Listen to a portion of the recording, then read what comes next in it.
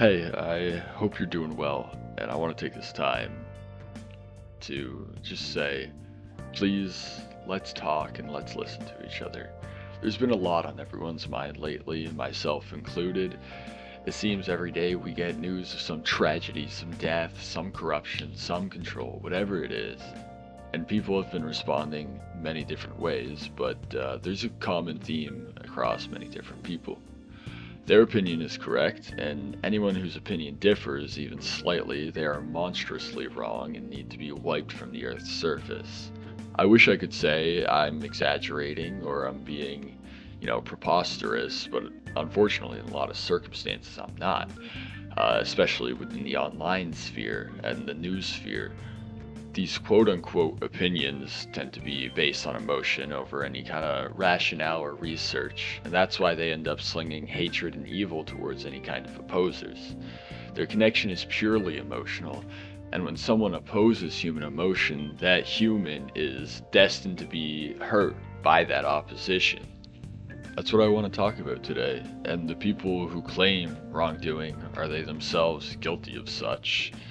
And this complete shutdown of others leads right into the thought pattern of, good guy me, bad guy them. And the dehumanization of the opposition is evil and thoroughly unproductive to a better society. And we are doing exactly what the people in power attempting to control us want us to do. Nothing relevant currently is more indicative of the degradation of critical thinking and mass mind rape than the Epstein files. I completely understand if you're worn out from hearing about this topic. I won't be trying to pick apart the contents of them or anything. I don't have that kind of time, and it's not conducive to my point, so I won't dwell on the topic. The sheer psychosis induced by the drop of these files on every end of the social and political aisle cannot be overstated. I see so many people everywhere going, this Democrat's in the files and this Republican's in the files, and it just it fills me with this anger. Like maybe all the people making our world tumble rapidly into a vile hellscape aren't aligned with one political party, but slaves to greed and power, and will sacrifice the masses for their own gain. This video isn't aimed politically, but what I'm saying will also apply to politics. The action of immediately just zombie braining in loyalty to one side without thought or learning is exactly what the powerful want. A divided masses is easier to control. They will blow themselves up and suck themselves dry, and all the goodies will be funneled right towards all the powerful on every point of the spectrum. The way to defeat corruption and control is conversation and rationale, not some weaponized empathy, cry-bully stuff to try to break in the emotional kneecaps of anyone who disagrees, but a true calmness and wisdom to truly empathetically understand that different people are intrinsically going to have different stances based on experience and circumstance.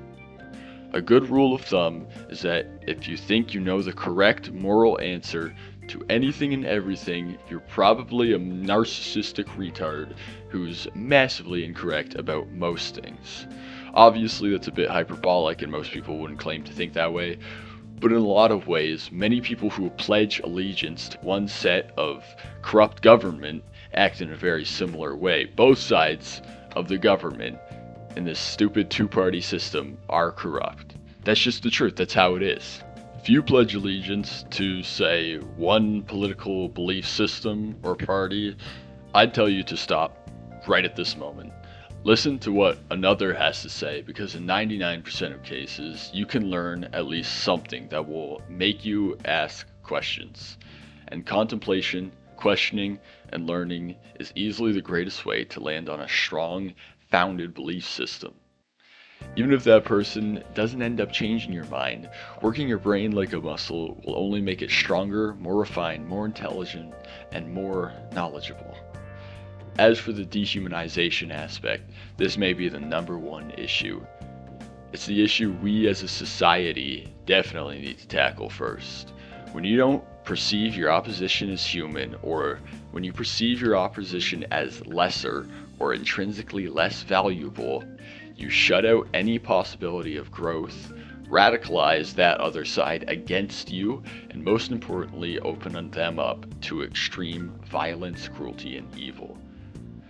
Tying into my empathy argument, without empathy, and again, not this modern fake empathy of accusing people of evil because they aren't completely emotionally invested into every hot new fabricated tragedy designed to mess with your head and radicalize people against each other, but real empathy, we get situations like Kirk, unfortunately.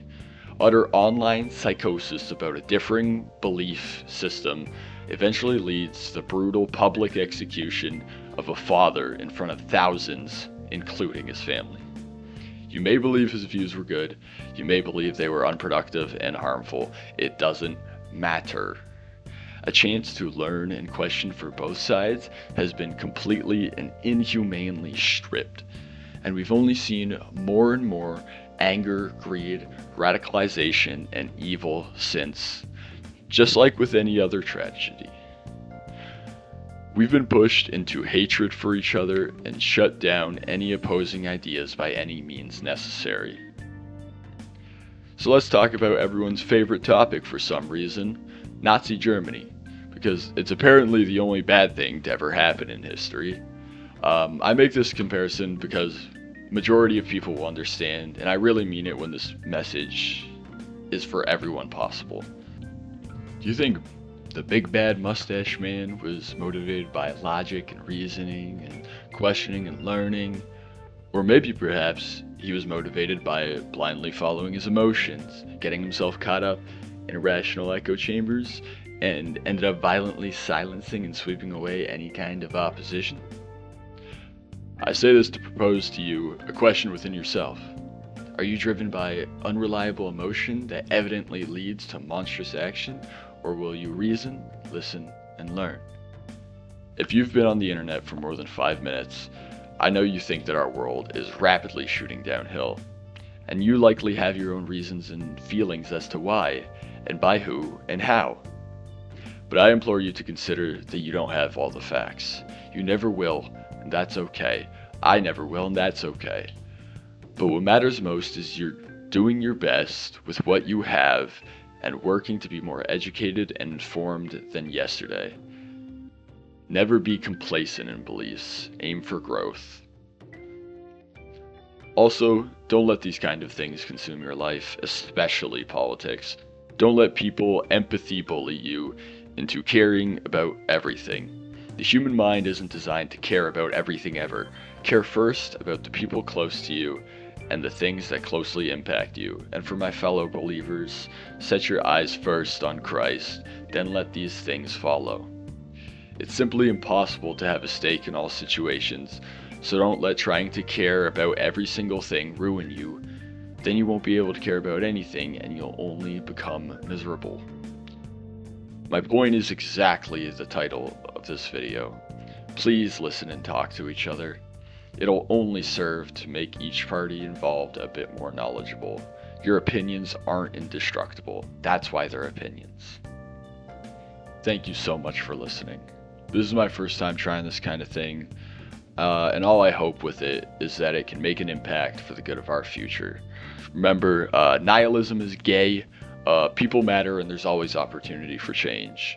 Listen to each other, hear each other out. You won't always agree, and minds won't always be changed, but conversation and respect for the people in the opposition is the only way forward. Any questions, comments, critiques, or even other video topic suggestions, let me know. I'll be in the comments. Love to hear your thoughts. I want to do more videos talking about things important and unimportant, so subscribe for more and help this reach as many people as possible. I really do believe this message to be important. John chapter 8 verse 7 says, "And as they continued to ask him, he stood up and said to them, 'Let he who is without sin among you be the first to throw a stone at her.'" God bless, brothers and sisters.